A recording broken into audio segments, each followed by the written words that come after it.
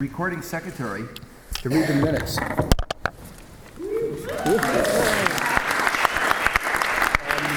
An ordinary public business meeting of the College Historical Society took place on the 30th of September 2009 with the auditor in the chair. We were holding a forum, that's Latin for about Lisbon.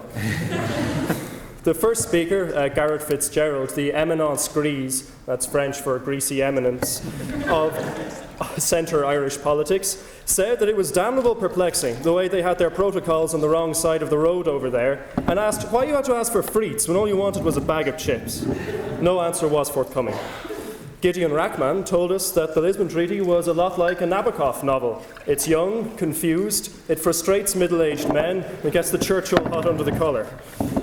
Just, however, when all appeared lost for the no side, Danish former MEP Jens Peter Bond made a dramatic entrance. He explained his late appearance by saying that shifty continental tycoon José Manuel Barroso had lured him to his undersea lair, only to make the classic mistake of explaining his plan for world domination to Mr. Bond, which explains Protocol 49 of the treaty, cross-border harmonisation of giant space lasers.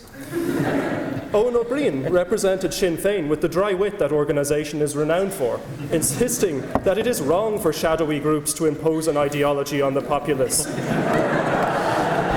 and that he is in... There's more slander to come, and that he is afraid of increased militarisation. At this point, Owen O'Brien split from himself to form Continuity Owen O'Brien.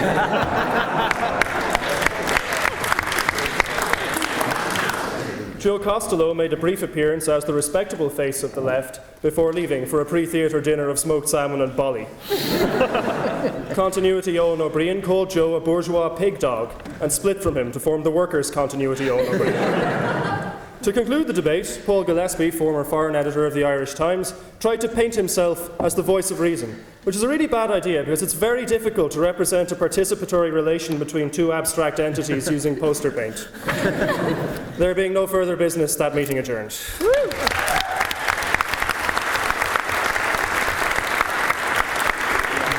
Okay. Are there any objections to me signing these minutes as a true and accurate account of the last public business meeting? There being none, I will duly sign.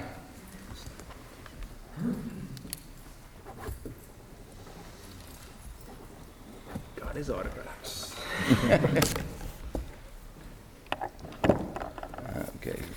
Okay, so welcome to the debate. We've got a great lineup.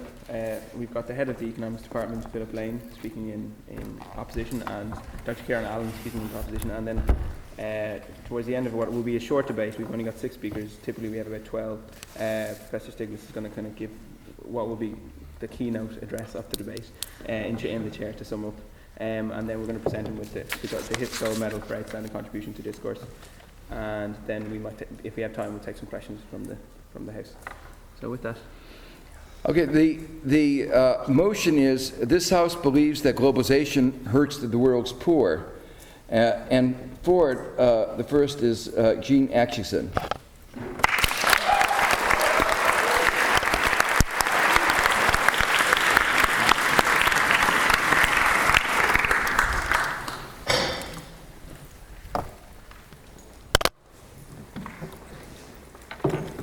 Chairperson, ladies and gentlemen, okay, I have a confession to make.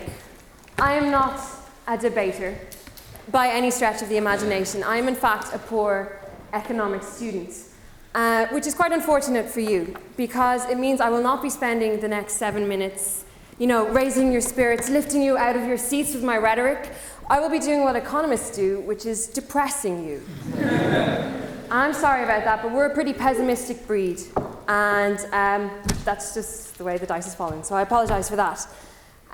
So I study economics, which is, something that I like quite a lot.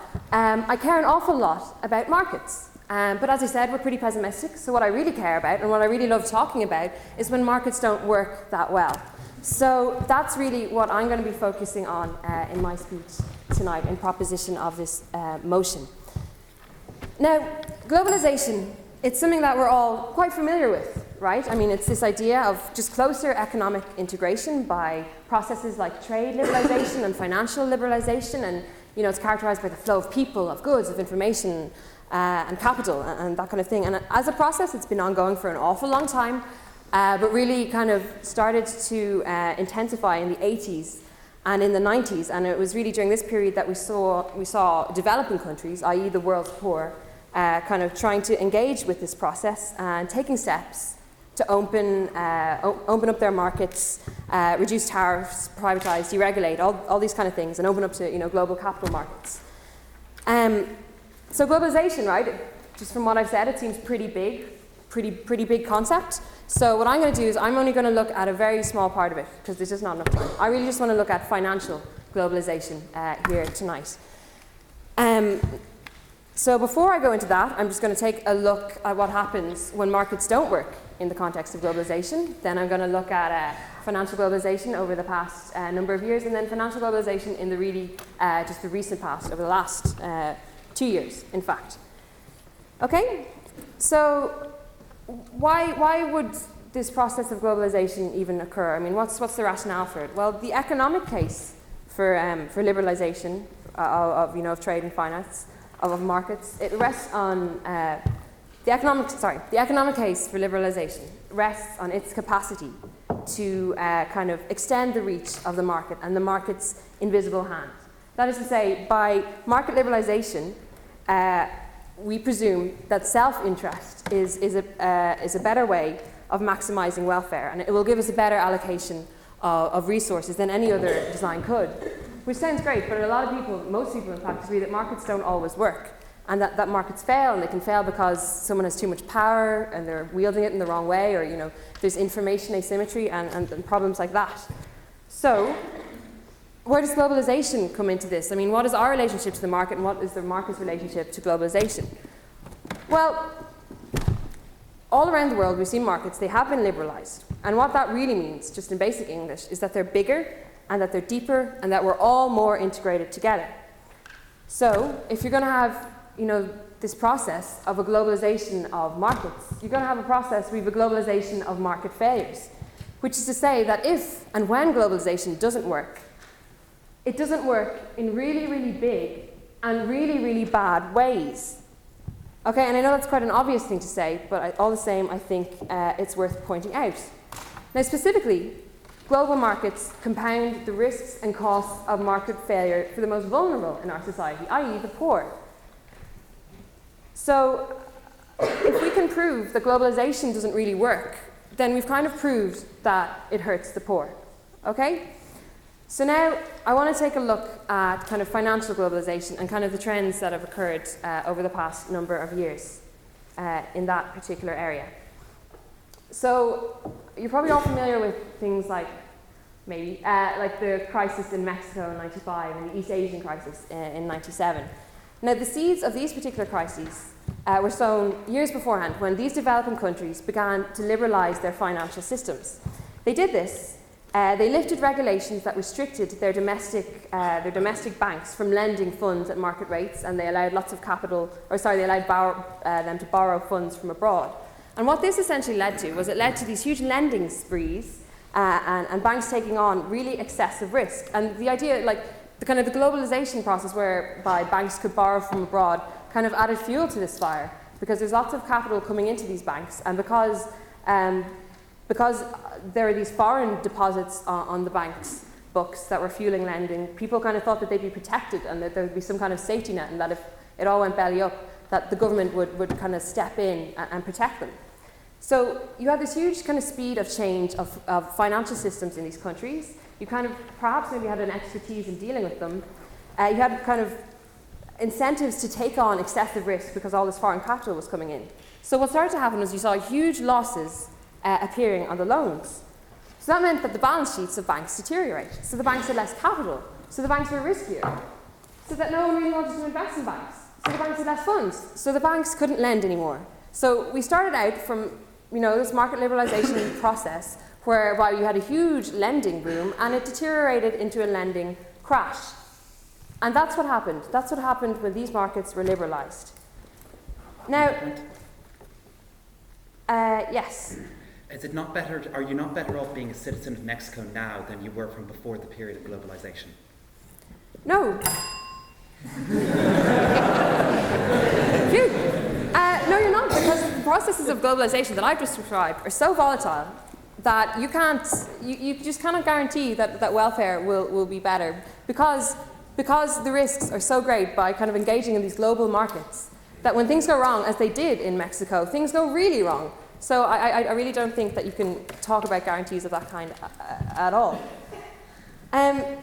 So I'm into my 6th minute and I haven't really talked about the poor, so I should probably do that. In a sense, so I kind of talked about how, okay, these markets, these financial markets have failed. And so they brought greater instability and reduced economic growth. But that obviously has a huge impact on the poor, right? Because they're the most vulnerable in society. They don't have savings. They don't have safety nets the way other people do. So, I mean, their welfare is the welfare that's going to deteriorate the most. And furthermore, these countries in Mexico and East and places like Argentina, they had to, in order to, they were this involved in the global capital markets, they had to seek ways to get, restored market confidence in them. So they did this by basically following really kind of austere fiscal measures, which meant that they couldn't even protect their own poor. So their poor got a really bad deal from globalization, and then because of being, having these demands placed on them by, being part of this global system of financial markets, they couldn't even protect their own poor. They couldn't do things like provide social insurance or, food stamps for their poor because they had to respond in a certain manner to the global system, which didn't allow them to do so. Now, I wanted to talk about the current financial crisis and its relationship to globalization. I don't think I really have time at this point, but I hope, ladies and gentlemen, that I've, just with the one brief empirical example that I showed you tonight, that you'll see that globalization is a very kind of volatile process, and as such, there's huge risks associated with it, and that these risks, the way the current system of globalization stands, these risks are just too great, and they do too much damage to our poor, and for those reasons, I think it's fair to say that globalization as it stands hurts the poor.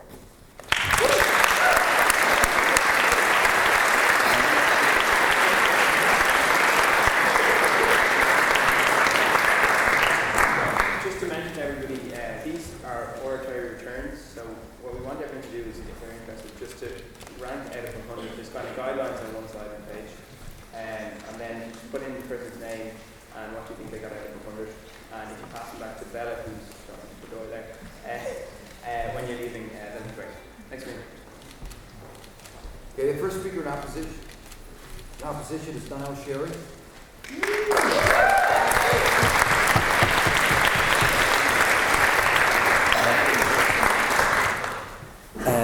Mr. Chair, Mr. Auditor, ladies and gentlemen of the College Historical Society, I'm not going to talk that much about the financial and economic aspects of globalization because I'm relatively sure that Jean knows more about economics than I do, and I'm completely sure that our eminent chair tonight knows a little bit more than I do and will, to use the colloquialism, school me if I, try to argue against him on that realm. But I do want to talk a bit about the other aspects of globalization, because the ideology of globalization doesn't just encompass the economic sphere, it also encompasses the political and the cultural. And I genuinely believe that there are ways that by spreading political ideologies throughout the world and by the increasing diffusion of culture that we see that goes along with globalization, that we can help the world's poor and that we can make the world better for them. The most obvious way in which this happens is that the more interdependence and the more interaction that you have between countries, the less likely they are to go to war. This is the basic idea and the basic theory that led to the creation of the European Union, first through the European Coal and Steel Community. The idea being that if Germany and France were really economically and culturally dependent on each other, they'd stop bombing each other every 20 years. No. And so far, sorry, I know him personally, I'm not trying to be particularly rude to random people in the audience, but it's Kieran, so it's cool. And it's worked relatively well so far. We've gone for one of the longest periods that we've seen in recent times, from 2 world wars in the space of 40 years to, nearly 70 years now of peace and stability throughout Western European countries. And there's no reason why that ideology of making countries interact more, making them more dependent on each other, making them more interdeveloped, can't work on a broader scale. There's no reason why that can't work if we start to encompass the developing world. It's also important in terms of monitoring. The more that other countries realize that our gaze is on them, the more that other countries are dependent on, the more the countries in the developing world are dependent on Western economies, the more likely they are to behave well towards the poorest people in their society. Like, do you reckon in Burma that Aung San Suu Kyi would still be alive if her every move wasn't being monitored by people in the West? Look at South Africa during the reign of apartheid. Like, instead of bombing them, we got them to change their policies by stopping playing cricket with them. We've moved from a sphere where we can only solve problems through war to a sphere where we can solve problems much more readily and much more easily through diplomatic pressure and through political pressure and through cultural pressure. And the reason for that is globalization. The reason for that is that we're more involved with other countries around the world than we ever have been before this point in history. Globalization also encompasses the spreading of good ideas, the spreading of admittedly Western ideas of democracy and of liberal democracy, where people get to choose their own fate, where the poorest in society get to decide for themselves how their lives are governed. Like, the biggest problem that there is in the developing world, the reason why poor people suffer in the developing world, is generally because of poor political institutions, because of corrupt rulers, because of oppressive rulers, who don't help the poorest people in their society, who don't ensure that wealth is spread around. One of the most plausible ways that we can fix that is through democratization, is through spreading to people on the ground the idea that they should be allowed to choose their own fate and to choose their own political leadership. One of the most prominent examples of this would be the policy of glasnost in the USSR, which was the opening up of cultural and the opening up of cultural borders within Russia itself and from Russia to the outside world. And what happened was that when people saw that there was an alternative, when people were given ideas of Western democracy, were presented with Western ideas, it helped spur a change within the country. It helped, and I'll take you in this in a second, it helped people bring about a political destiny that was better for them, that was better for the poorest people in their country. Bob? There's countries like Saudi Arabia in the Middle East who have become beholden to America and vice versa economically. That has led to the House of Saud representing themselves in a way which would appear to be conciliatory, but in fact you have a political grassroots nation that hates the United States. So do you think globalization in that sense was good? Nobody is going to say, and I'm certainly not saying, that globalization is going to work and has worked in every single country. But the fact that if, as you say, Saudi Arabia is hugely politically dependent on the USA, why doesn't that mean that the USA can't exert pressure on them? I honestly don't think that you're right. I don't think that it's as simple to say that Saudi Arabia is completely dependent on the USA. I think there's a decent amount of interdependence there, and that's why there hasn't been much of a push towards better democratization there. But I think that on a broad scale, spreading good ideas around the world can be a good thing. Spreading ideas of democracy around the world can be a good thing.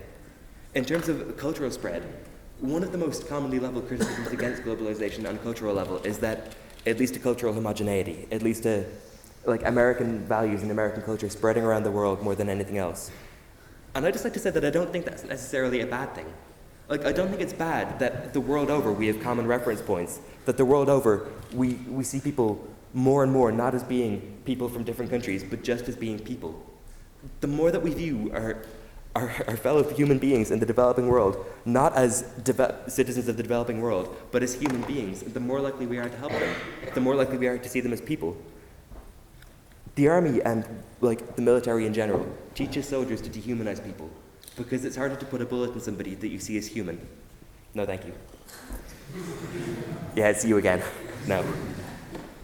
The more that we see people, the more that we have common cultural touchstones, the more that we have interaction with people from the developing world, the more that we see them as human beings, the less likely we are to go to war against them, the less likely we are to enact policies that harm them, the more likely we are to help them. We see in the USA today a huge culture of philanthropy, both within their country and to people in other countries around the world. At least part of that has come about because of an increased interaction with those other countries. And for these reasons, leaving aside the economic ones, which I'm sure that somebody else will espouse much more eloquently and much more knowledgeably than I can, I stand proudly in opposition to this motion.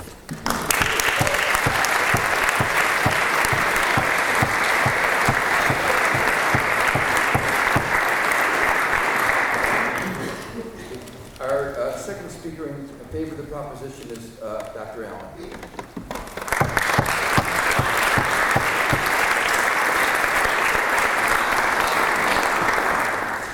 Comrades, brothers and sisters, it's quite a difference, isn't it? I've just been at the SIP2 conference to come from SIP2 to this debating, slightly different discourse. I've just told when I got in here I've only got 7 minutes, so if you don't mind, I won't take the hecklers. I'm going to try to squash my argument into 7 minutes. On August last year, Phil Knight, age 70, hasn't worked a day in his life for some time, made $1 billion in profit. He went to the stock exchange, took the right gamble, and got $1 billion. His workers in Sri Lanka, or Burma, or Thailand are probably on approximately $1 a day. Half the world's workforce are now working on between $1 and $2 a day. By what moral justification could Phil Knight earn so much money compared to his workers? If he was living 200 years ago, he would say, I'm an aristocrat and I have blue blood in my veins. If he was living 100 years ago, he would say, I worked so hard and earned it like a good Victorian gentleman. But he can't say that today, so what he has to say is, I worked the markets. I took risks and I worked the markets. Globalisation is that ideology. It is an ideology of corporate capitalism, or as Business Week put it, turbo capitalism. It is heightened capitalism, heightened inequality, and so on. And therefore, this debate is not about, are you for living in a global world? I am. I'm not going to take any, if you like, intervention at the moment. It's not about, if you like, retreat to protectionism. It is about whether the resources of the planet should be controlled by a tiny elite such as Phil Knight, and if it is, will that help the world's poor or will it not? I want to argue it will not. Now, where does the ideology of globalisation come from? For 1948 to 1973, what's known as the golden age of capitalism, you had another dogma, which is that capital had to be controlled, it had to be, if you like, restricted to certain areas. In this period, a man called Milton Friedman said in 1963, I am regarded as an eccentric by my fellow professionals. It was completely unheard of to allow the free movement of capital, total privatisation, let the markets rule completely. Now what Friedman does from the 70s onwards is to present a fairy story. And the fairy story was that if we liberate capitalism, because capitalism has gone through a few little problems in the 60s, if we liberate capitalism, remove distortions of the market, then according to wonderful economic theories, the efficient market hypothesis, various mathematical models that never describe the real world, but actually describe something called pure capitalism as against actually existing capitalism. If all of that was done, the world's poor would be looked after. That's a nutshell, in the limitations of 7 minutes, is his theory. Now, what actually happened? What actually happened was, first of all, if you free capital to do what it wants, it has no interest in people, its primary objective is money, you find certain strange things starting to happen. One is the enormous growth in financialisation that was mentioned. Last year in America, 42% of the profits of corporate America came from financial speculation, from finance, insurance and real estate. 42% compared to 15%, for example, in the 60s. We built a massive global casino, and that global casino has come crashing down with devastating consequences. And devastating consequences for this country that I'll come to in a minute, but particularly for the world's poor. In the last year, 350 million people in Africa have lost 20% of their income. Not because of anything morally wrong or weren't productive, but because forces beyond their control, global capitalism, because it's controlled by a tiny elite, because that came crashing down, they suffer. So the point about globalisation is the poor suffer. That's the rules of capitalism. And if you don't believe me, we're sitting in the country that is the most globalised country in Europe. The world. According to H.E. Carney Index, Ireland in terms of dependence on foreign investment, liberalisation, this is the most globalised, one of the most globalised economies in the world. And just look empirically what happens when there's a problem. We had a system of deregulated banking where banks were told, the markets work, let them go out and borrow vast sums of money. They borrowed about 10% of our economy every year, pumped it into the housing market, and we're now left with 250,000 unoccupied houses and apartments in this country. And then when it comes to who's going to pick up the mess, guess what? It's the poor. The poor. Most economists talk about we must have wage cuts, we must cut social welfare, but very few of them say maybe we should haul the bankers off to jail and take every single penny of their wealth off them and begin to restore that in an economy. So the ethos of globalisation always is make the poor pay, even if they're not responsible for what has actually gone on. Now, Ireland is a very small place. How does the global poor, how are they affected by globalisation? I'll indicate in 3 or 4 minutes 5 main ways in which the poor suffer because of globalisation. Number 1, the debt trap from 1980. The liberalisation of finance after Big Bang, the, if you like, stuffing of many petrodollars into the Western banking system, the need to give loans out to the developed world, the notion that was the model of development. It has led to a situation today where the people of the developing world are paying 8 times more back to the Western banking system than they borrowed in the 1980s. What an incredible burden on people who've gone through a history of slavery and imperialism. The notion, if you want the simplest thing to save the world's poor, cancel the debt to the Western banking system. On moral grounds alone, it is justifiable. Secondly, the shifting of the terms of trade. If you're under globalisation, if you can do the wonderful thing, from a capitalist point of view, of setting the coffee grower in Ethiopia against the coffee grower in Brazil, against the coffee grower in Vietnam, and make them compete against each other, guess what? You can push down the price of coffee. I have the figures here, but 1990, roughly the price of coffee beans over a 20-year period, there are fluctuations recently, over a 20-year period it begins to fall quite dramatically with devastating consequences for the peasants in each area. Contrary to Milton Friedman, what globalisation does is, it doesn't produce the ideal pure capitalism of Adam Smith's time, it produces great oligopolies. Few companies dominating each sector of the world. Approximately 10 companies dominate maybe 40% of the animal feedstock of the world. 10 companies dominate 50% of the global pharmaceuticals produced in the world. And these companies operate with the sole purpose of profit rather than human need. Results, you look at the record of the pharmaceutical companies, of the 1,500 new drugs invented in the last 10-15 years, 10 to 15 are for tropical illnesses. 2 other points in the last minute. The invention of intellectual property, an evil invention of the West. The notion you can patent life forms, you can patent knowledge, and make people pay for the privilege of using a particular type of cell, biological cell and so on, imposed on the third world. The invention of tax havens, the notion that a multinational corporation has no obligation whatsoever to their own society's poor, not to mention the poor of the world. A recent figure in America shows that American corporations now pay roughly 3% of their profits on taxation. Incredible injustice. And lastly, therefore, to say, the main thing about globalisation is, the great myth of globalisation is somehow we are supposed to adore markets like we used to adore the gods of old. Indescribable, all-powerful. And what we have to overcome, I think, is a very simple slogan raised by the anti-globalisation movement: another world is possible, provided we give up this notion of inevitability and do what you're told by markets.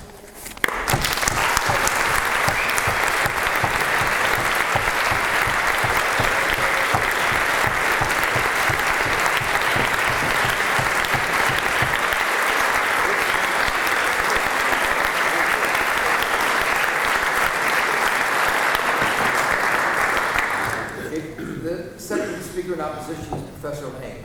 Okay.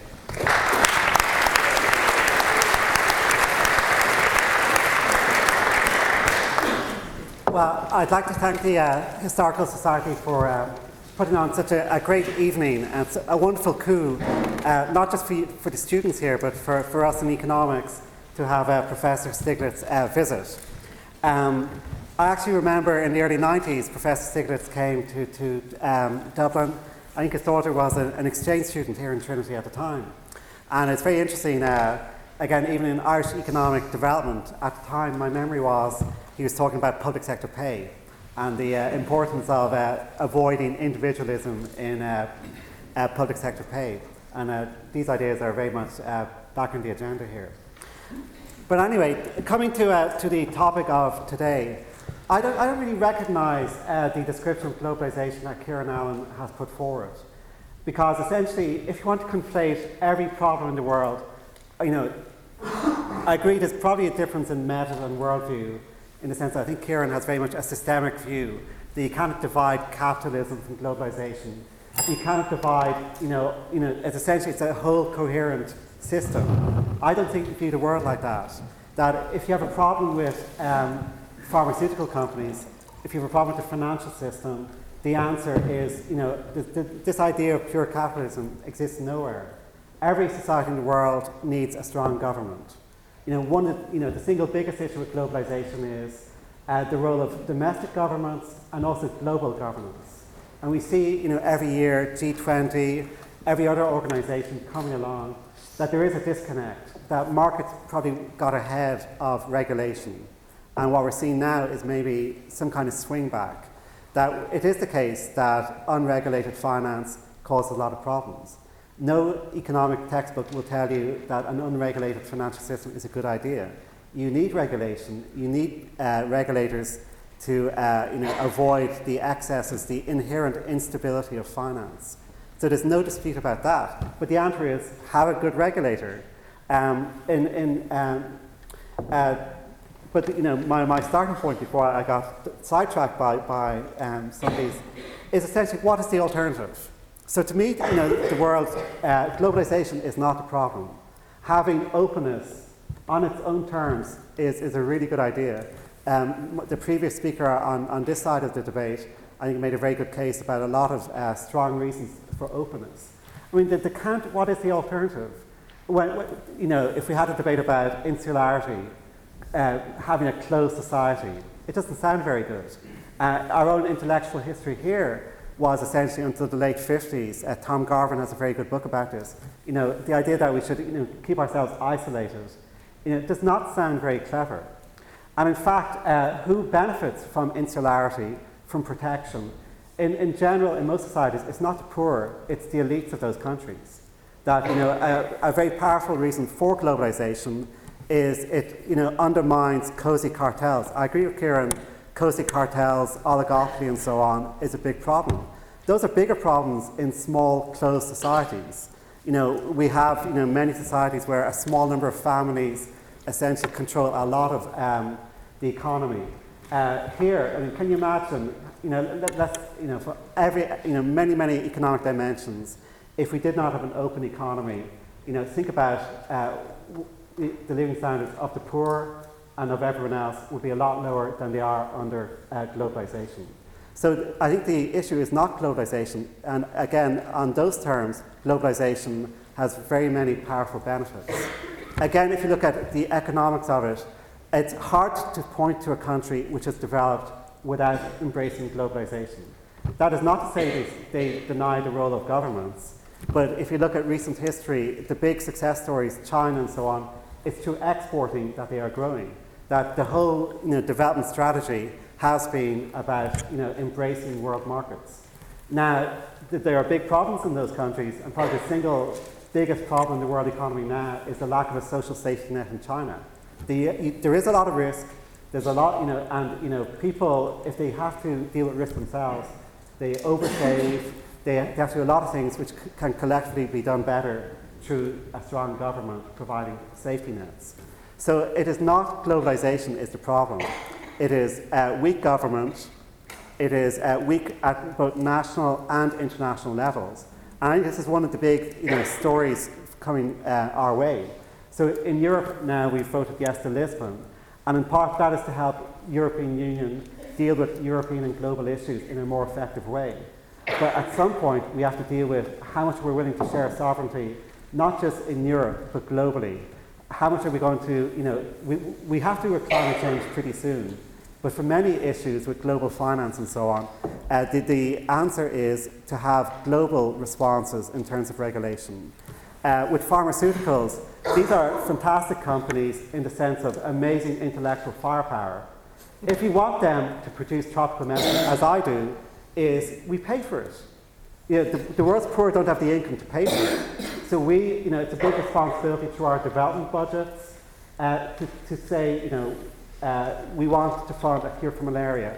We want to fund a cure for every other tropical disease.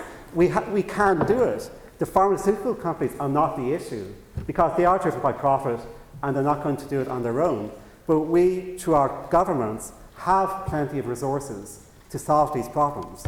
Professor Stiglitz is at Columbia University, which is the home of the Earth Institute, run by another economist we've honoured here in Trinity, Jeffrey Sachs. And again, essentially the answer is we can use markets. Markets have been very effective in raising prosperity around the world. But what you need to counterbalance that is strong government and a willing by those of us who have benefited the most to help the world's poor through transfers, through providing incentives to cure the world's problems. There is a big responsibility on the well-off countries, the overdeveloped world, as Willem Boyter calls it. There's a big responsibility on us. The gap is shocking. You cannot defend inequality in the world of the level that it's at. But the answer is not to shut down, not to move away from globalization, but to make it more effective through strong governments in individual countries and at a global level. And I'll leave it at that. Thank you.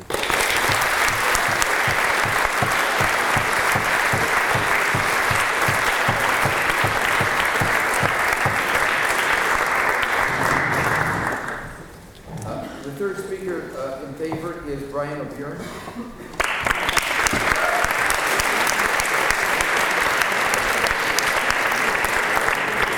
Hello. Ironically, my coat was made in the Ukraine. I get the sense from listening to the debate thus far between Philip and Kieran that we're not disputing like whether globalization is good or bad, so much as what globalization actually means as a concept, as an economic system. And that's essentially what I want to do. My speech has no discernible structure, well, none that I can see. So I've kind of divided my thought into two parts. The first is how we currently understand globalization. And the second is how it could be. So first, how do we currently understand globalization? Well, it's a very politicized concept. Typically, you'll hear people debating about whether Friedmanite kind of ideology is definitive of what globalization is. This ideology essentially involves what Jean was talking about, which is deregulation of finances, opening up trade barriers, and privatization. And we've seen these kind of policies pursued by the IMF, as you can read about in Mr. Stiglitz's book. And you've seen it pursued in places like the Czech Republic by Václav Klaus. And it is essentially this ideology which is being propounded by the IMF and the World Bank, this determination to use countries that are in dire straits to their advantage, to make money, to gain a foothold in those economies so that they can make money, essentially. But what I claim, or what I want to say, is that the politicization of these concepts doesn't mean that they're necessarily flawed. It doesn't mean that we can't put them to great use in other places. And indeed, they have been put to good use in other places. If you look at places like Bangalore, for example, the technological industry there has pulled that country out of poverty, essentially. And that's essentially because we opened up barriers there, because Bangalore opened itself up to the world's technology industry, and they got in there and put people to work, and those people are now earning money. So we say, so what the problem is, as I identify it, is that the concept of globalization has been pursued by particular institutions with such zeal that it's began to take on the identity of that pursuit, and it doesn't have to. We can change how we define it. We can decide that we don't have to believe that necessarily every individual is a rational actor. We can recognize that, for example, in post-Soviet Russia, maybe it's not good to open up cultural barriers because people there don't have the same sense of individuality as we do in the West. They can't necessarily cope with all of these Western ideas and ideals. They, to an extent, do need their old religion, the Russian Orthodox Church, because it provides them with comfort. And of course, maybe it is good to open them up to these new ideas that we have, but we have to be careful in how we do it. And that's the related problem. There's a theoretical problem that politically we've started to identify globalization with the pursuit of the IMF. but also because there's institutions which necessarily must employ it. There's people who have to put globalization in some form into action. So the real question is, who should do this? But the fact is that anyone can do it. And that's how globalization, I think, will be redefined. Look at the Grameen Bank of Muhammad Yunus, also a Nobel Prize winner. He's put this idea of the free market and financial deregulation to such great effect with the Grameen Bank by starting to give young mothers loans and starting to provide capital for these people. And the nuance in the employment of the ideology for him, sorry, I'm having a glass of water, I'm actually dying. The nuance for him was that he recognized who the right people to loan to were. He decided that he would only loan to people who could pay back the loans. And that's better. He decided that those people would be mothers. Why? Because mothers care about their children. He presumed, and I think it was a fair assumption, a fair prediction, that if he gave loans to people like this, to people who had everything to lose from not paying them back, that they would pay them back, and they have. And that's why Bangladesh has now been pulled out of poverty. 92% of women, or some mad statistic that I just made up.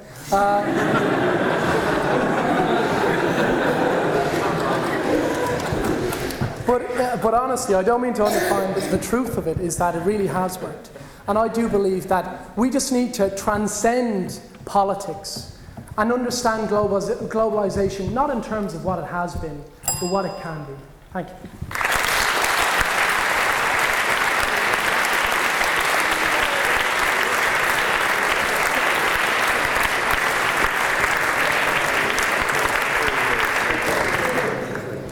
The last speaker is Kira Finlay.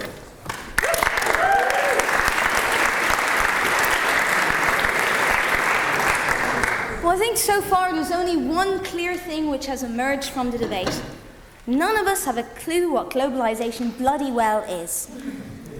Essentially, it's something which is economic, political, and cultural, and as such, my points will deal with the economic aspects, the political aspects, and the cultural aspects. Firstly, in terms of the economics, Jean talked an awful lot about markets.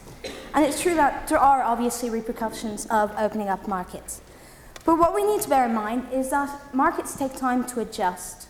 It doesn't happen overnight. And that if obviously the international institutions Bob spoke of are putting pressures on these markets to open up too fast, then obviously things will go awry. But this isn't necessarily the case. What we find is that globalization has great potential.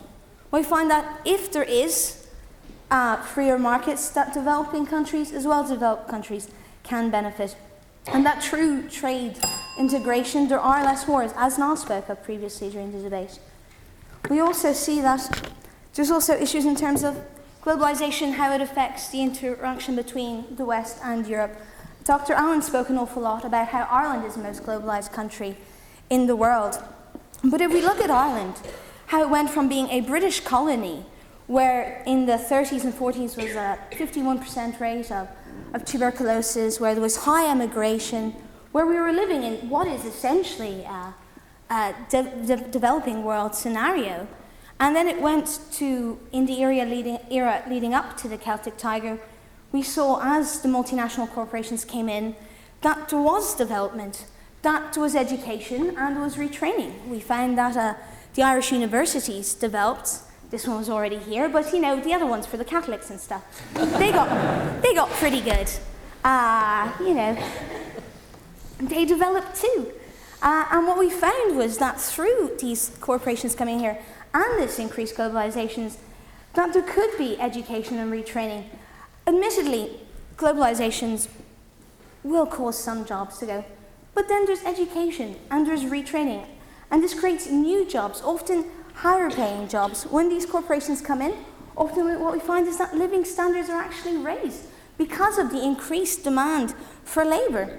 We find that also that in Ireland, there were, as Niall spoke of, the cultural aspects. The cultural aspects also have economic aspects. I mean, if it wasn't for globalisation, river dance wouldn't have been quite so big. Not only would it not have been quite so big, but it made an obscene amount of money, which it legitimately should not have, realistically speaking. But what we find is also that culture is not something it's not something tangible. It's not that globalization is going to create this massive homogenization. My favorite comment from any of the naysayers on globalization from a cultural point of view is, any of you familiar with Phil will know John Engel, the Republican from Hawaii.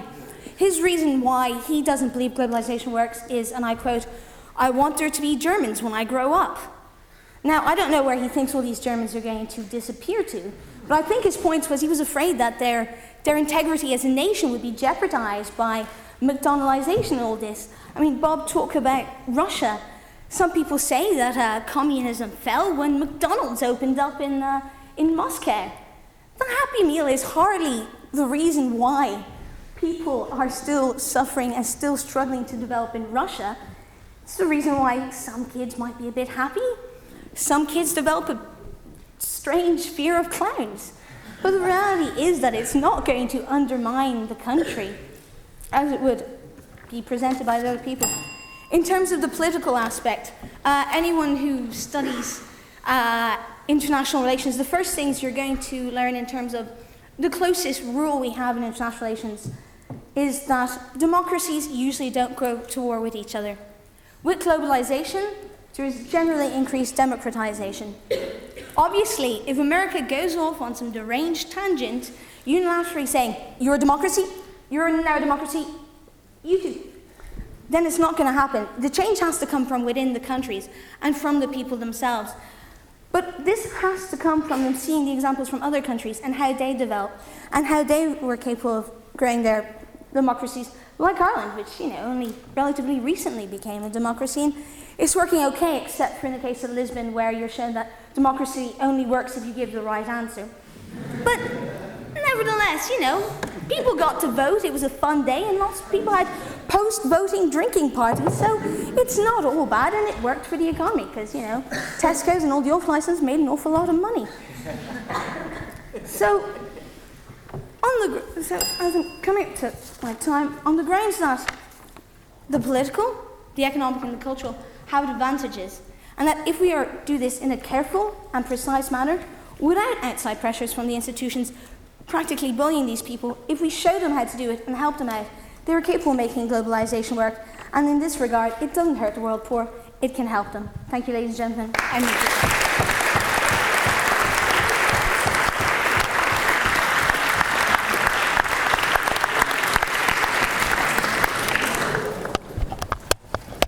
So we're supposed to vote on, this House believes that the globalization hurts the world's poor. Let me hear those who are in favor say aye. Aye. Those against? Nay.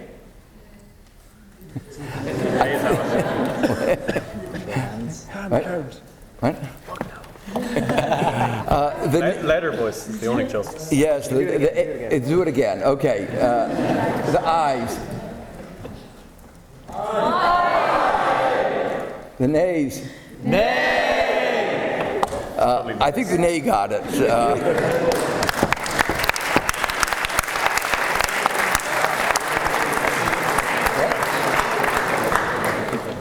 You want to talk right now? Well, you gave the wrong answer, though. So let me try to explain. Actually, I'm a two-handed economist, so I see the truth in both sides.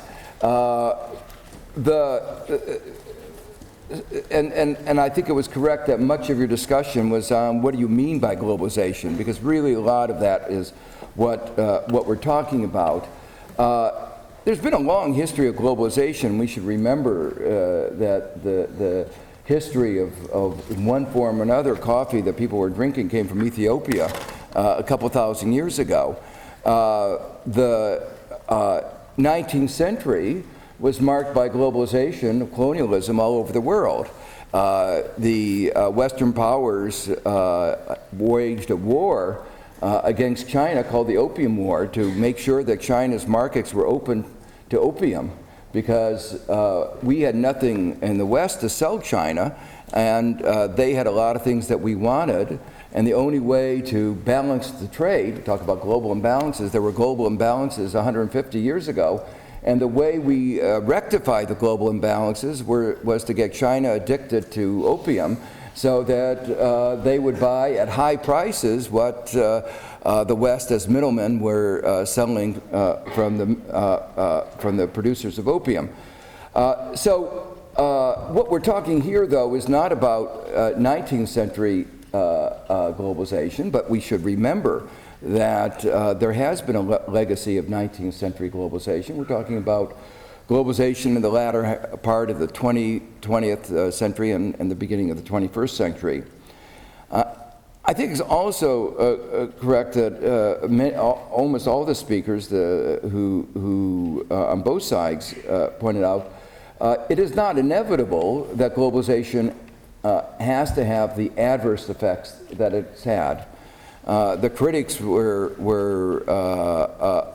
describing the way the system was working, and the supporters were actually not disagreeing that much with the critics, but they were simply saying it didn't have to be that way. What I want to do is spend a few minutes first coming out on the side of, before I say that, what I was a little surprised in the discussion was the fact that the positive benefits of globalization were not given as strongly as they could have been. Even though I'm in general a critic, I think there are a number of positive aspects that could have been put more forcefully. It was mentioned that Bangalore, India, has been benefiting from globalization. And even more striking example is China. China would not have been as successful as it has been were it not for current form of globalization, not the opium wars, but the current globalization. It's been based on export-led growth. And there's probably been the largest number of people moved out of poverty in China in a space of 3 decades as has ever occurred in the world in that space of time. There's a little bit of measurement problem, but the general consensus is somewhere between 300 and 500 million people. That's a lot of people, especially compared to Ireland. It has brought benefits to a very large number of poor. A number of people mentioned the other benefits, for instance, the spread of ideas. It hasn't been successful everywhere, but clearly notions of gender equality and civil rights have had a very big impact on many people in parts of the world, all over the world. And I think that is another aspect of globalization. Even in the area of health, there has been the spread of medicines, medical knowledge, that has extended life expectancy in most countries around the world. So I think one should recognize that the globalization has helped literally hundreds of millions of people around the world. On the other hand, if you look at the way globalization has been managed over the last 30 years, I think one has to recognize first that it certainly hasn't been managed for the poor as well as it could have been. And the way it's been managed has actually been bad for the poor in many parts of the world. And we can try to discuss in a few minutes why that's the case, but I think it's clearly been the case. Now, what are some of the ways in which it has worked to the disadvantage of the poor? There's actually a long list, and we could go through every area of globalization and see how in one place or another the poor have been disadvantaged. I think the argument that was put forward about the disadvantages, the adverse effects on the terms of trade, that the price of the goods that they've exported have come down. I think that's absolutely right. Intentionally or unintentionally, I think the international institutions have facilitated that. The main development strategy that was pushed by the World Bank for a very long time until I came there was that it pushed only, it said that developing countries should focus only on primary education, so that they would produce goods that were unskilled, that are used as inputs to the goods that the advanced industrial countries use, encouraging them to go into primary commodities that require low skills. They wanted them to be more productive in those, but not to compete with us in making advanced industrial goods. It was worse than that. If you look at the tariff structures that are continuing to be part of the world, they are designed to force developing countries to produce primary goods and not to move up the development ladder. There are what are called escalating tariffs. Very little tariffs on the importation of raw materials, very high tariffs on the import of processed foods, processed goods, really designed to keep the developing countries poor and to keep them in these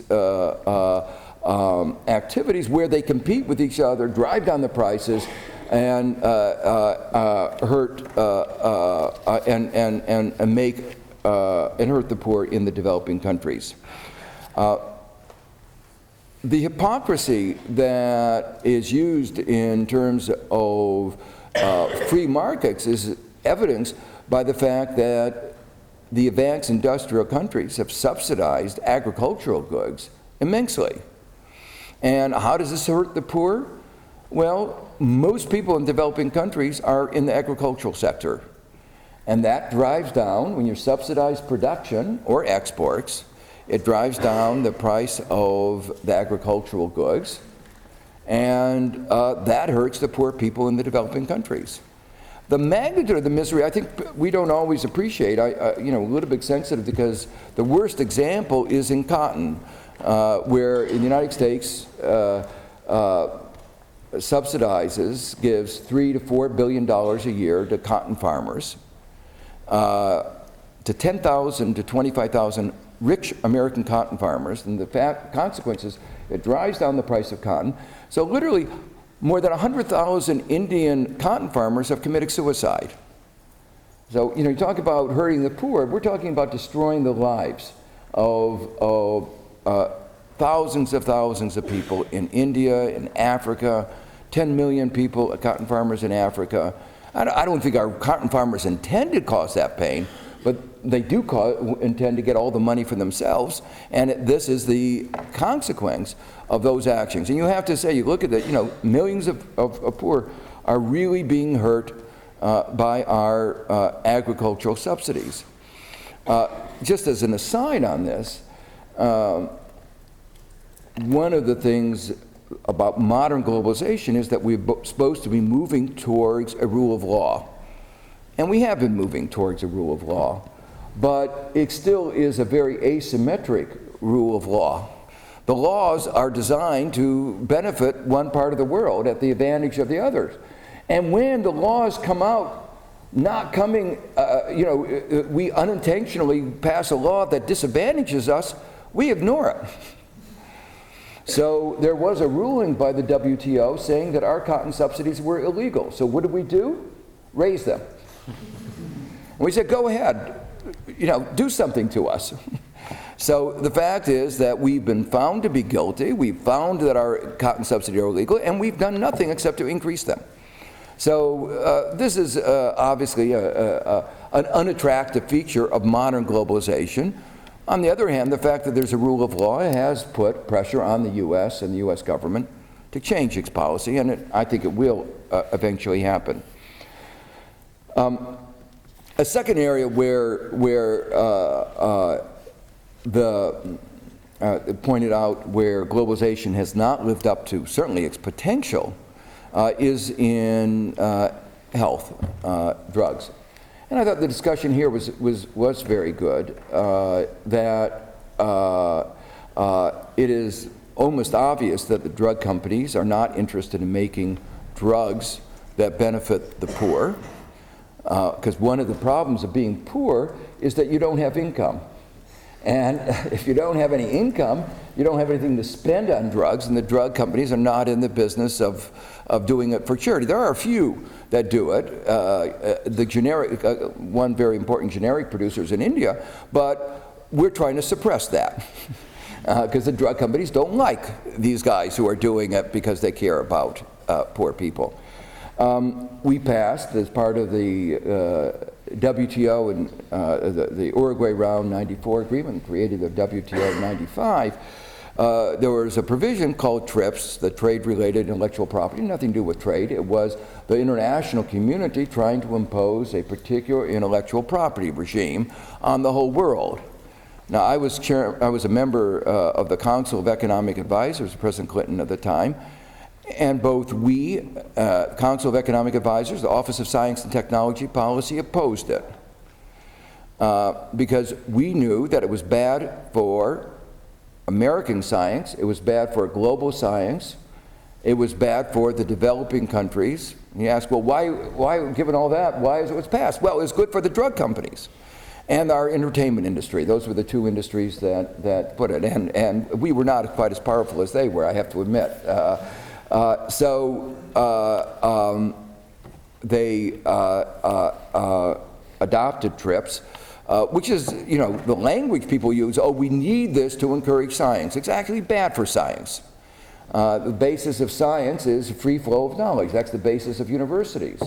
And it's attempted to suppress the free flow of knowledge. It creates restrictions in knowledge that creates monopoly power, and monopoly interferes with efficiency. There are alternative ways of providing incentives, and I think the discussion is right. We ought to be paying for the creation of the drugs. It's not going to happen for nothing. It's not going to happen if we don't provide the resources.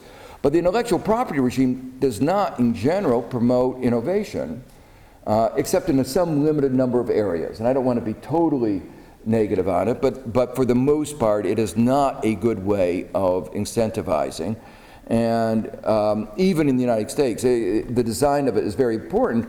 Even in the United States, there's a recognition that what we push on the rest of the world, TRIPS, is not a good regime, and we're moving away from it because it is, for instance, many of you here probably have a BlackBerry. You probably know that BlackBerry was held up for a $600 million ransom because some troll patent got the patent and said, if you don't give us $600 million, we won't allow you, we'll shut you down. Since then, the courts have ruled that those patents were probably not valid. But they had no choice. They said, one of the things, the bargaining question that BlackBerry wanted is to say, well, give us the money back if it turns out our patents are not valid. They said, no deal. The way the law works is, we own the patent until we don't own it. And as long as we own it, we'll shut you down. And you have to give us all the money that we demand. So it is really a bad system, and needs to be reformed everywhere. But the point I'm making is, it has really hurt the poor everywhere. Just to give you one example of the lack of social contribution and the high social cost, there was a global project called the Human Genome Project that was in the process of decoding the human genome. Myriad, a private company, raced to get ahead. What's the social return of getting it? Maybe it came a month earlier, a year earlier, but it doesn't really make a difference. What were they racing to get? They were racing to get the patent on the 2 human genes that tell you whether you're going to have a very high probability of getting breast cancer. If you have these 2 genes, I think you have over a 20% probability of getting breast cancer. An American company was willing to give the test free.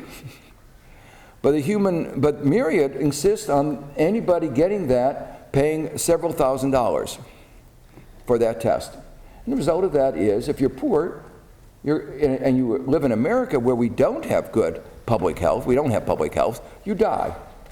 So you talk about being bad for the poor, I call death a bad outcome for the poor, and this is an example where globalization has that effect. And it's very hard to say that that's not bad for the poor.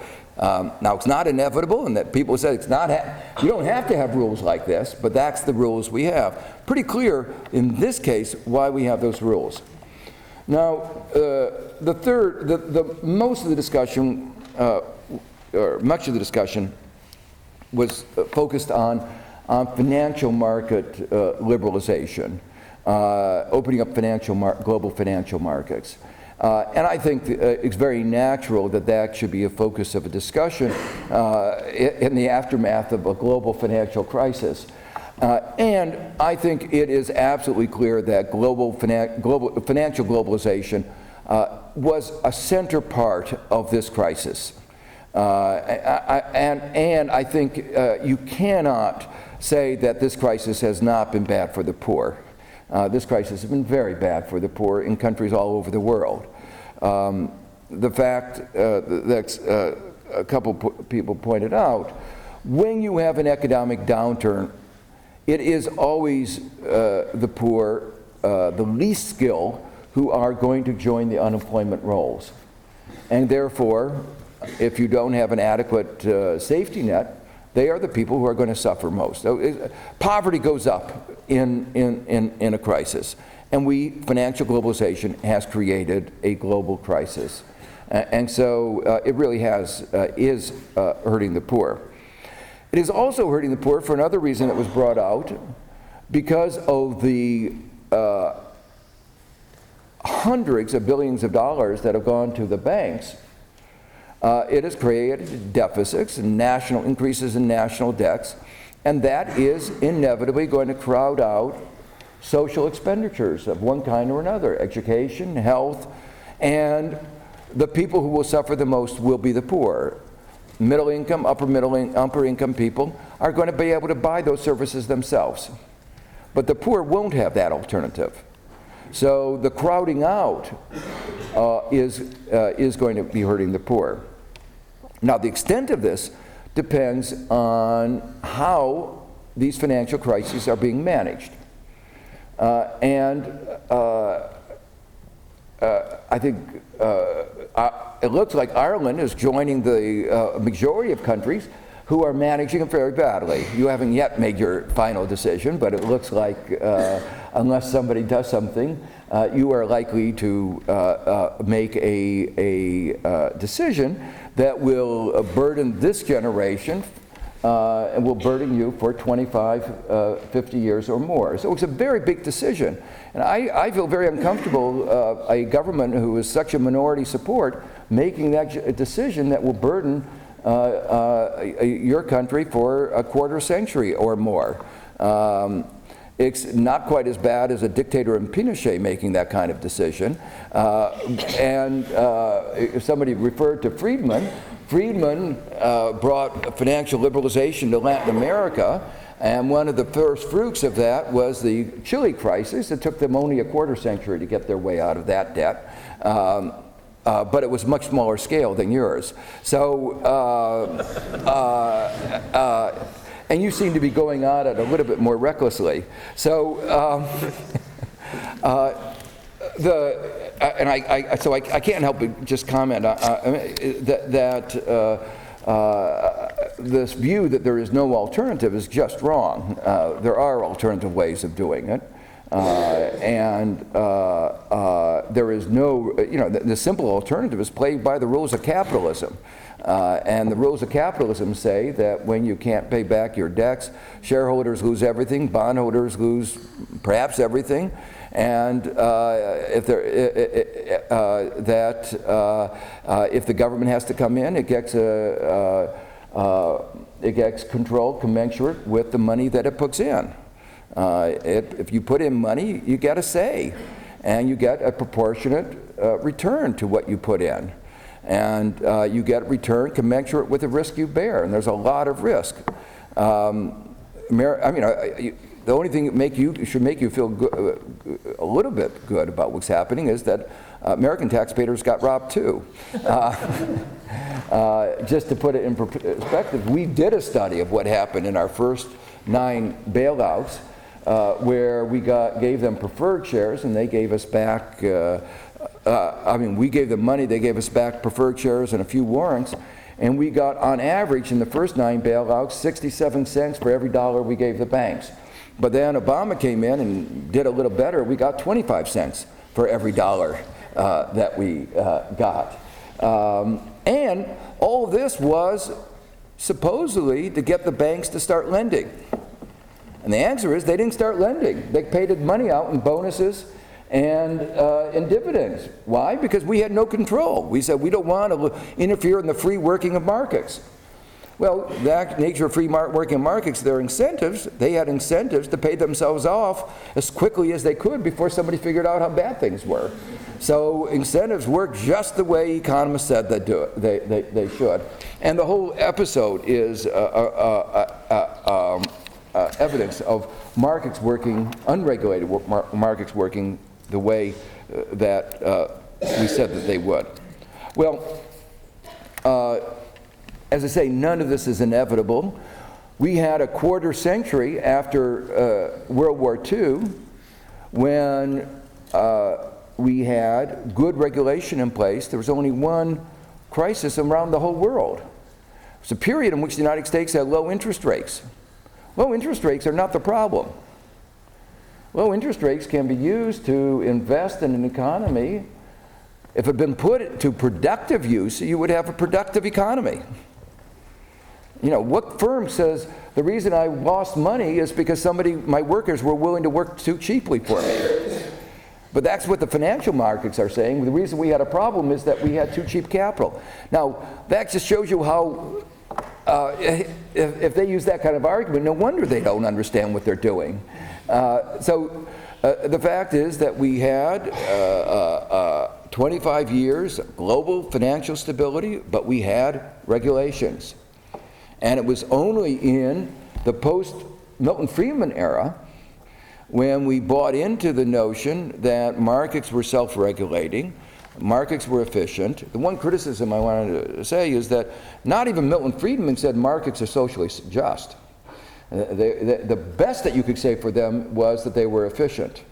But my own work and that of a lot of other people have explained why markets, when the information is imperfect, which is always, or there are all other long list, are never efficient. So this notion was disproved before it became fashionable politically. Now that, of course, brings us to the question, how can these ideas that were disproved before they became fashionable become so fashionable? And what does this have to do with globalization? Well, one of the things it has to do with globalization is that in globalization, democratic processes do not work as well as they do within our own countries.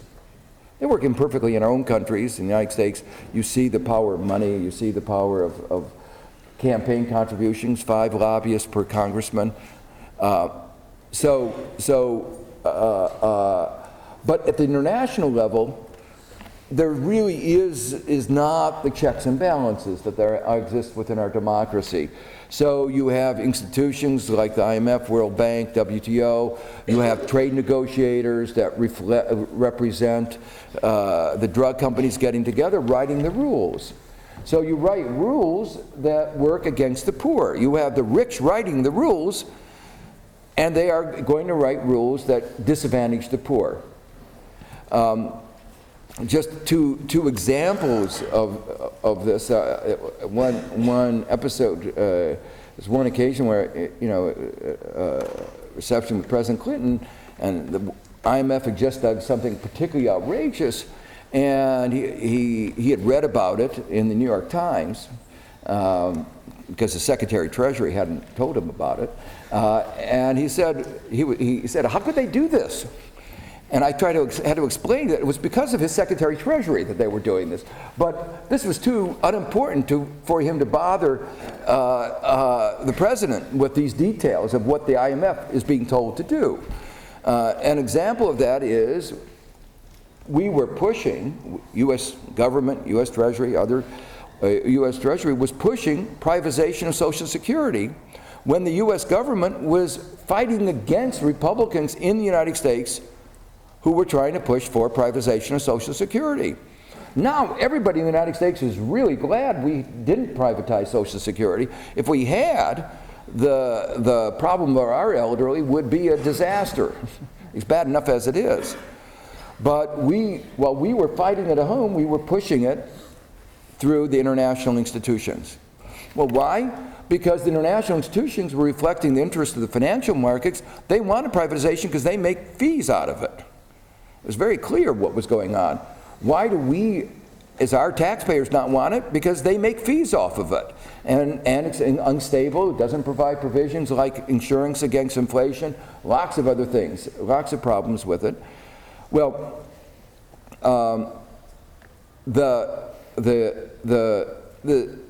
another example is on the case of AIDS medicines. If you put to the voters of America, do we want, the cost of an AIDS treatment, if you pay market price, is $10,000 a year. The cost of the generic medicine now, I think, is about $150 a year. And obviously, if you're poor, you're not going to be able to afford $10,000 a year. And again, it's an example of where you die without, if you're poor. Now, if you put to the question to the American voters, do you want poor people in Africa to have access to generic AIDS medicine? They would all vote yes. I don't think, that would go through overwhelmingly. But it wasn't put to the voters. It was put to the negotiators behind a closed door in Geneva, with the drug companies being at the table, writing the provisions. And so that's what you got. So it's not an accident, is what I'm saying. And it's because democracy at the global level is weaker than it is at our national level. At national level, we don't allow these things to go on, but bad enough things do go on, but we have our systems of checks and balances, and people do raise their voices, and it does temper the market economy, and we wind up with a better balance. In the international arena, it's much more difficult to get that balance. And so that's why, I guess, to try to put it in conclusion, I think that until we democratize globalization, make it more transparent, we'd only have a Freedom of Information Act in the international institutions. You can't find out what your own, my book, Globalization is Discontent, I gave a story where our congressmen could not find out how our representatives were voting in the IMF and World Bank. So until we get more democracy, more transparency in the international structure, there's going to be this bias. Those who have a vested interest are going to see their interest and going to be playing this game, and the rest of it is going to be more difficult. Our voice is not going to be heard as loudly. I think the good thing is the civil society has become more vocal in the last 10 years, and I think this issue has become a little bit more balanced, a little bit, but still not balanced. So to go back to your question. I could understand why you were divided on the issue. It's not inevitable that globalization would hurt the poor, and globalization has helped many of the poor. At the same time, I'm afraid that globalization is really hurting many of the poor today around the world.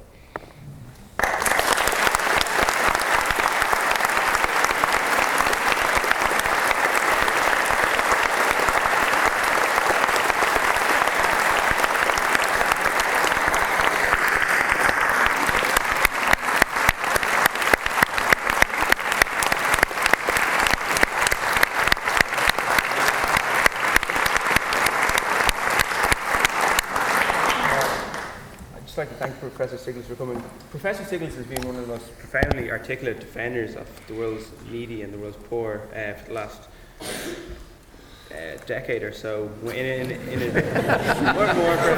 I was on the other side. No, at a time when all the economic thinking has been towards free market capitalism, he has been always a stalwart academic. Arguing against what in a lot of ways has been considered the conventional wisdom, and for that he has made an outstanding contribution to public discourse, and that's what the Hist values, that's what it aims to do in in every Wednesday night debate. We try to discuss issues and become more enlightened on them. And the gold medal is what the Hist awards people who have done outstanding things. In the last 240 years, we've traditionally only given it to students. In their time in college, some of Ireland's great personalities have come here and won that medal. Wolfe Tone won it, Douglas Hyde won it, Isaac Butt won it. We've had many of Trinity's greatest students have been awarded this medal for their essays. Bram Stoker won it for composition, and in recent years we've come to the decision that we want to give it to people who in the wider world who have changed the world. Last year we gave it to Desmond Tutu and Salman Rushdie. The year before that gave it to the first female Muslim to win the Nobel Prize, Shirin Ebadi, and F.W. de Klerk. And this year we'll be giving it to two people. Professor Stiglitz is the first, and Noam Chomsky in a month will be accepting the medal. So that's it, potentially work.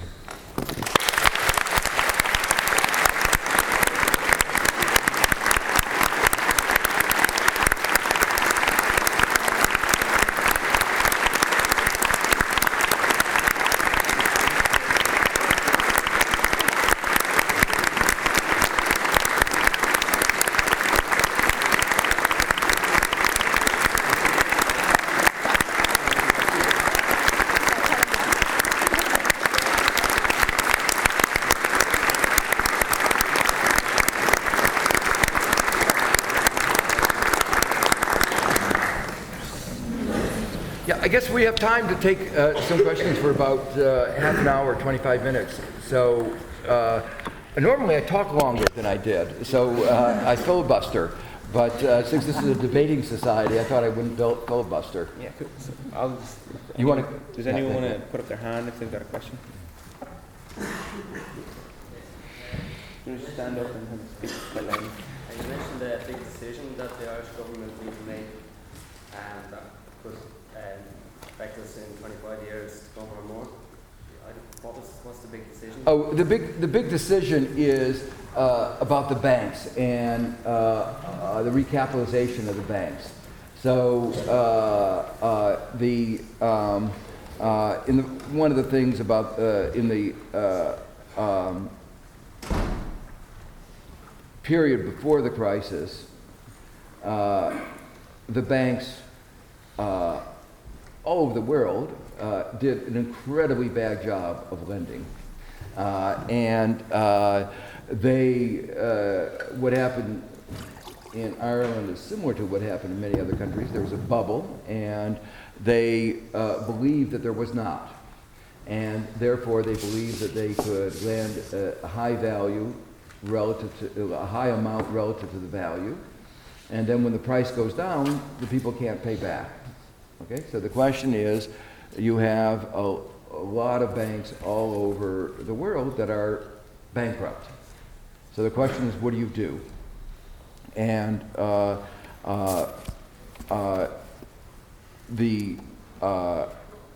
what many governments have done is just give the banks a lot of money. And they've done it in a variety of non-transparent ways. And some government, our government was very clever at thinking about ways of doing it so nobody would know it, and then they would figure it out. And, because people don't like to give bankers money after they've behaved so badly. In the United States, the first version of this I called cash for trash. So you take the bad loans off of the books of the balance sheet and you give them money, and you make some story about, the value of these loans is going to go up. And that's why nobody else in the market wants to touch them with a 10-foot pole. But we found a fool to buy these. Who is the fool? All the people sitting in this room. They're called taxpayers. So that was called the cash for trash. And then we had another one, which was buying trash in bulk. And then we used private garbage removal services called hedge funds. So we've done a large number of varieties of these, and you have a particular version, which people here could probably describe better, called NAMA, right? But the basic idea is a very simple one. You overpay for the assets. If you don't overpay, then you're not recapitalizing the banks. So the basic point is you have to give them new capital, unless you want to pretend that they really aren't bankrupt. And of course, the nature of everybody who makes a bad decision is they're just temporarily undervalued, and it's going to recover. So, some of the words one hear about this is that people say, "Oh, we're going to get our money back." Well, it is that's what our bank said, and originally. Now we've been down this road far enough that the the Congressional Budget Office and other people have looked at the numbers, say almost surely we will get only a fraction back. We'll get something back, but it'll be only a fraction. And when you get money back, you may get it back in 10 years, but if somebody gives you $100 or euros, I hope you've learned enough economics to know that there's something called the time value of money. That is to say, $100 now is not the same as $100 in 10 years' time. In fact, you need to get a lot more to be break even. It's called interest. And also that there's compensation for risk. And this is risky. So if you don't get back, if you give them, what are they? 54 billion. If you give them 54 billion, if you don't get back 150 billion, you're being cheated. And I don't think they're talking about getting back 50 billion, not 150 billion. Isn't that right? 47. What? 47 billion I think they want to buy. Yeah. So one way or another, I mean, so what does that mean? That means that your national debt will be that much larger. And we're talking about large amounts of money. 47 billion is about what fraction of your GDP? 30%. So it's 30% of your GDP. So what it means is, in effect, when interest rates turn normal, that you'll be paying several percentage points of your GDP forever to make up for this mistake. I think you went first. So. Thank you. Congratulations on your thank you for an excellent summing up. Another Trinity graduate you may have heard of is Robert Fisk. In The Independent yesterday, he predicted the demise of the dollar and the favour of a basket of currencies. Do you put any credibility in that report? And if so, what were the repercussions? Okay, let me say what you mean by the demise of the dollar. I'm head of a UN commission on the restructuring of the global economic and financial system, a minor a task. And and our focus was particularly on the poor.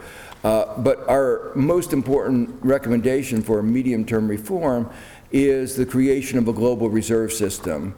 Right now, the dollar is used by most countries as the backing of their currency and give confidence. They hold that in reserves, time of need.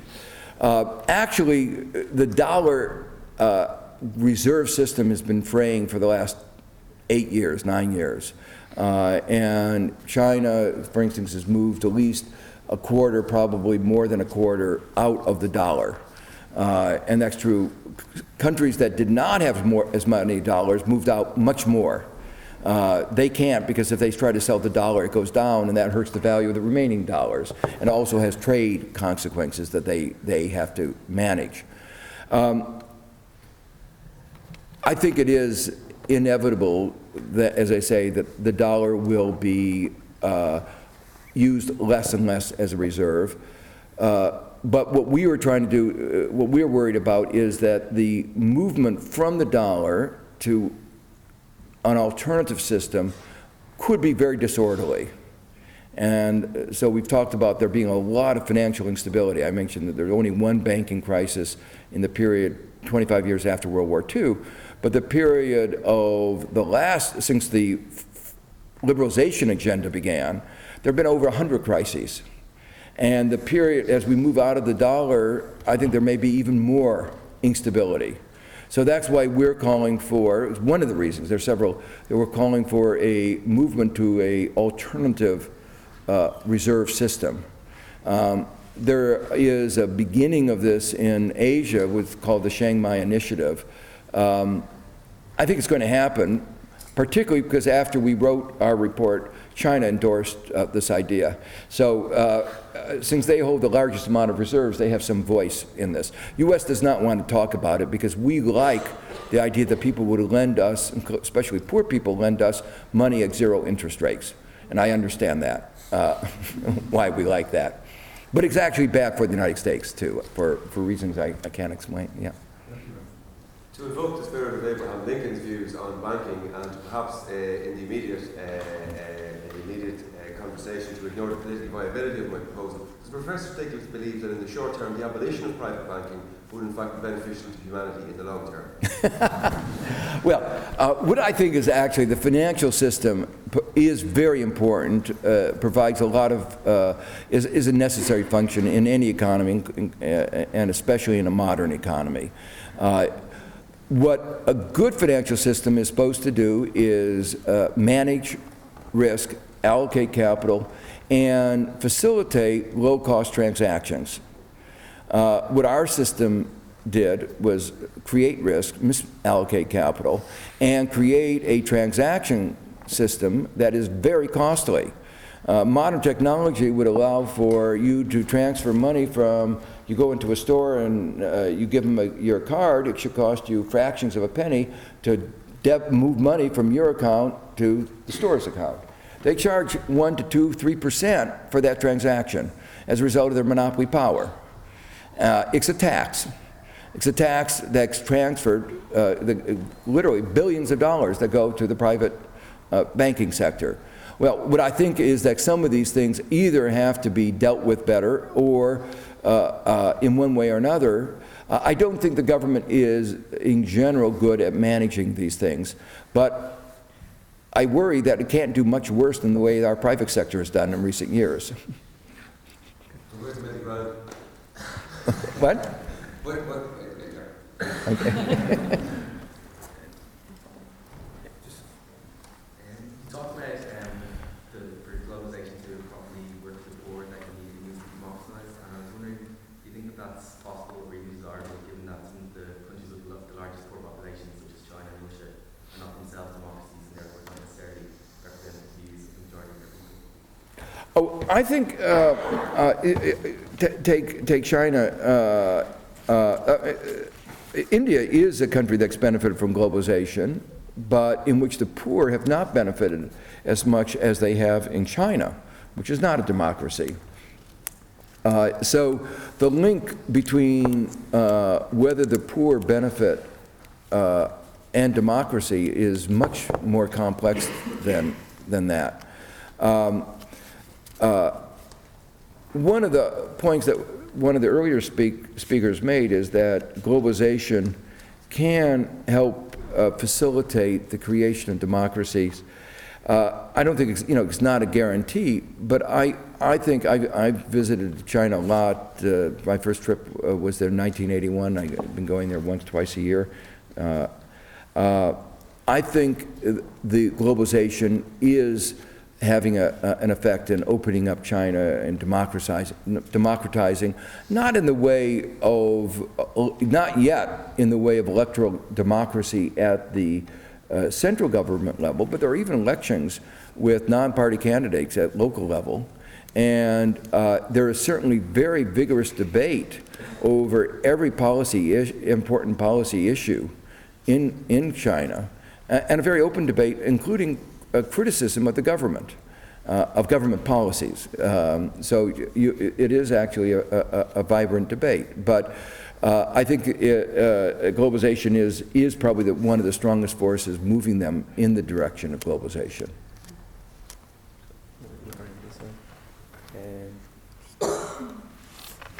Sorry, just you kind of touched on it yourself, that during the 19th century there was a fair bit of kind of globalisation with the gold standard and new technology like railways making the world a smaller place.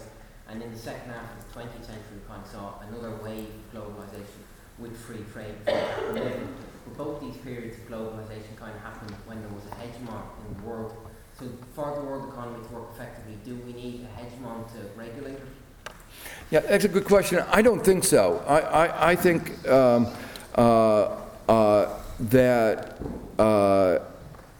in a way globalization might work better without you might call it a superpower.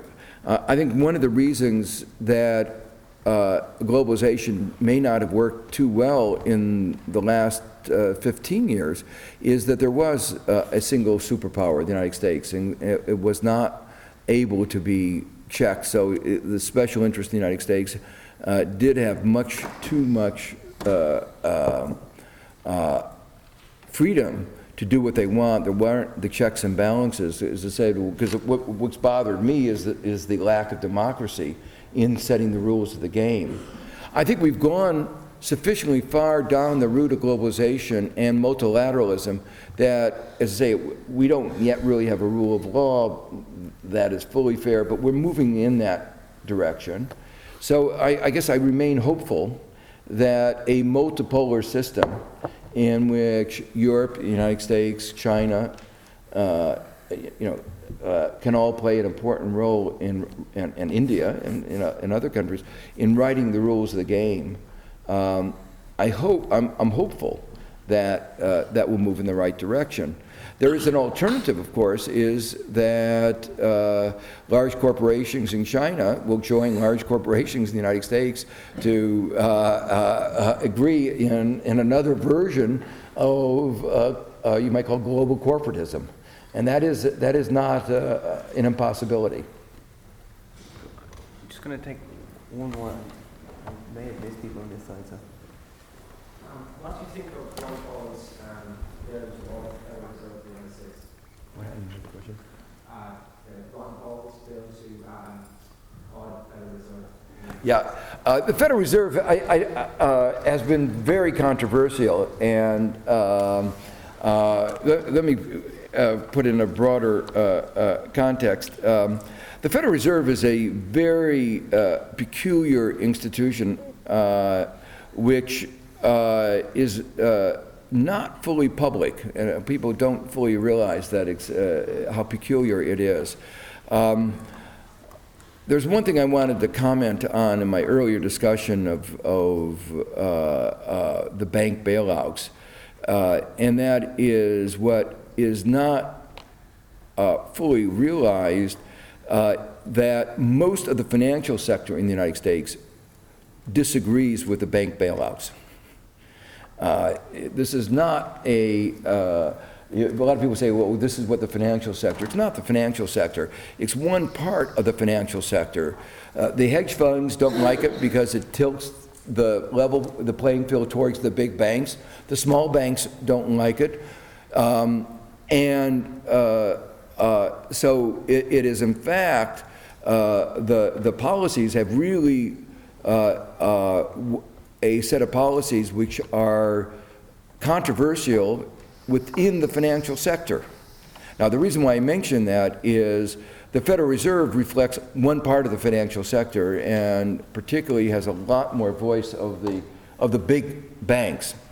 When the Federal Reserve system was created, there was a lot of fear of the New York banks.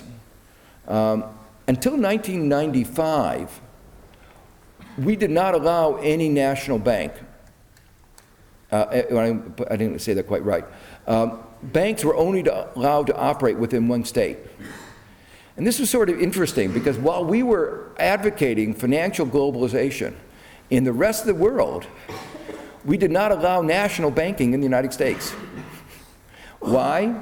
Because the Midwest, the West, were afraid that the New York banks would suck all the capital out of them and take the capital and use it for their own purposes. Real tension in the history of America between Main Street and Wall Street, and which is being played out again in this particular historical episode. Well, when the Federal Reserve was set up, they set it up as a number of regional banks. And one of the regional banks was the New York Fed, but it's only the New York Fed. There's another body in Washington which looks over the whole system, but most of the activity was supposed to be done in the regional banks.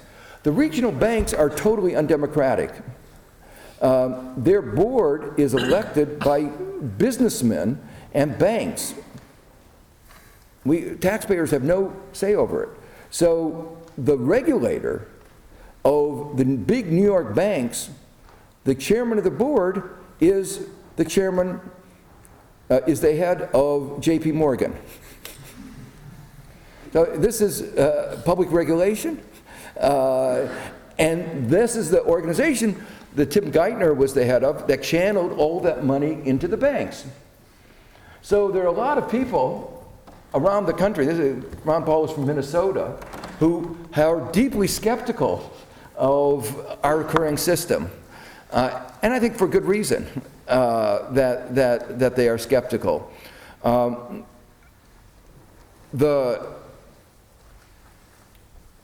Federal Reserve has also been not particularly accountable. A lot of the bailouts have been done through the Federal Reserve, very little accountability. One of the interesting things is that Bloomberg sued we have a Freedom of Information Act to find out what was going on, where all this money was going, to whom it was going, how much was being given away, what were the terms. And the Federal Reserve said, we are not accountable. We don't have to tell you what we are doing. It was an amazing act of hubris. But the judge ruled in favor of our citizens. The New York Fed, I think, has not yet decided whether it will appeal. This just happened recently, whether it will appeal this. But it does give you a little bit of a flavor of the tension that is going on now about accountability of the New York Fed to Americans. The whole theory of independent central banks, which were very important, well-accepted idea, has been totally brought under questioning. Because the bailouts, while we talk about the $700 billion that we gave to the banks, there have been a huge set of bailouts through the Federal Reserve System. We don't know how much, but we know it's a huge amount. And if they're going to be spending public money, there's a sense that they ought to have some kind of accountability to the political process. So I suppose the good part of the crisis is that it has brought out into the open a lot of very long-standing, deep issues in the governance of our financial system. Just to go into that, do you think that if the Federal Reserve had been democratically elected back in the 80s when Volcker was in charge, would they have been able to bring inflation under control if they hadn't been accountable to the public who wanted? Yes, I think the public would, at that point, wanted inflation to be brought under control. Now, whether they would have done it in the way that it was done, and the ruthlessness with which it is done, is another question. I should mention two parts of the answer of that. It's a very interesting question. Volcker did bring down the inflation rate, but he was fired by Reagan. But he was fired not because he brought down the inflation rate. He was fired because Reagan wanted somebody who would begin the process of deregulating the financial system. So he wanted somebody who did not believe in regulation. And that was Greenspan. I don't blame Greenspan, because if it hadn't been Greenspan, it would have been another person like him. So, if this, we look at this 20-year episode of deregulation that has ended in such disaster, it wasn't an accident. It wasn't an accident. He was appointed, and I say it's not in the public record, but I do know this for the people involved in the discussion at that time. He was appointed because they wanted somebody that would push for the repeal of Glass-Steagall, which separates the investment banks and the commercial banks, so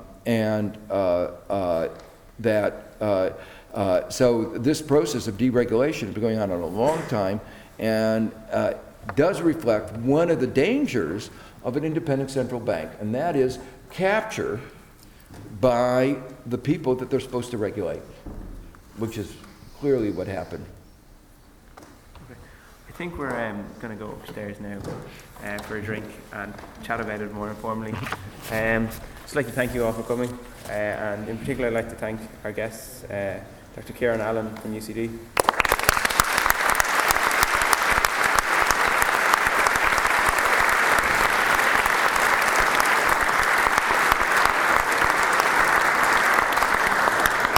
Dr. Philip Lane from the Economics Department in Trinity.